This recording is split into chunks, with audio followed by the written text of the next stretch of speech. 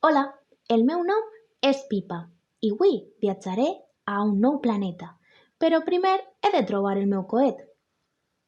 Mireu, ací està. Voleu acompanyar-me? Què és eixa pilota blava? Crec que és... Sí, és la Terra. Què trobaré en ella? Havia canviat només tocar l'aigua de la mar, però no li va importar, perquè havia arribat a un lloc extraordinari, al Cabanyal. Caminant perduda pels carrers del Cabanyal, Pipa arriba al carrer Sant Pere, i és allà on troba un home que està eixint de la porta de sa casa. Pipa s'acosta i pregunta: «Vostè sabria on està el col·le d'aquest barri?» L'home la mira i diu: «Clar que sí, xiqueta, jo t'acompanyaré, no et preocupes».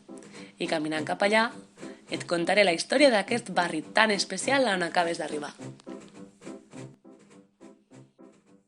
El Cabanyal Canyamelar és ara un barri de València, el barri mariner de la ciutat de València. Fins a 1897, però, va ser un municipi independent anomenat Poblenou de la Mar.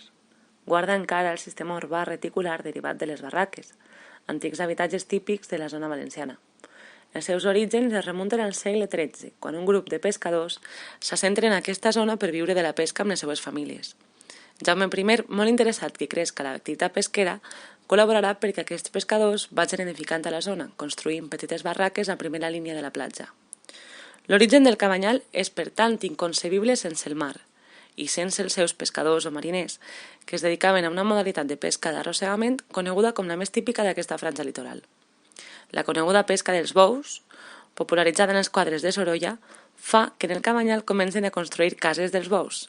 El 1957, la riua de València va afectar considerablement els poblats marítims, ja que les travesses i els carrers en direcció al mar semblaven autèntiques torrenteres impetuoses.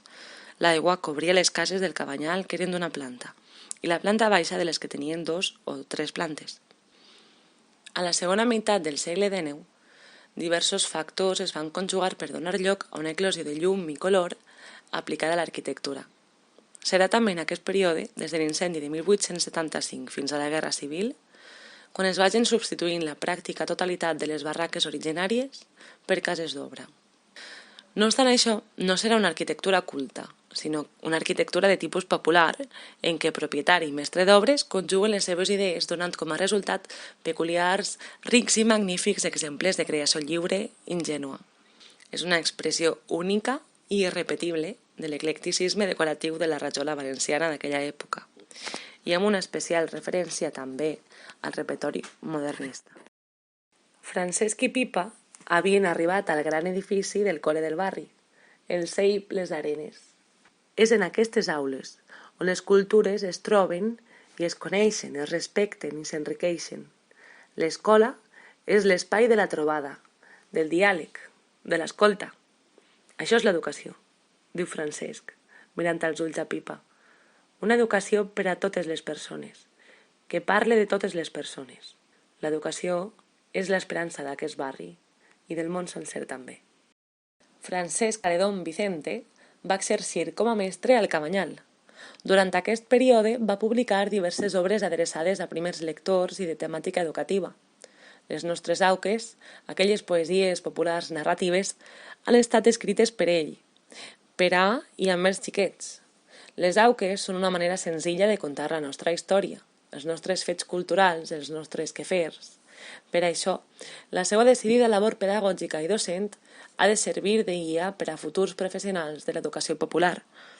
S'ha compromès cívicament i socialment amb el seu barri, el Cabanyal.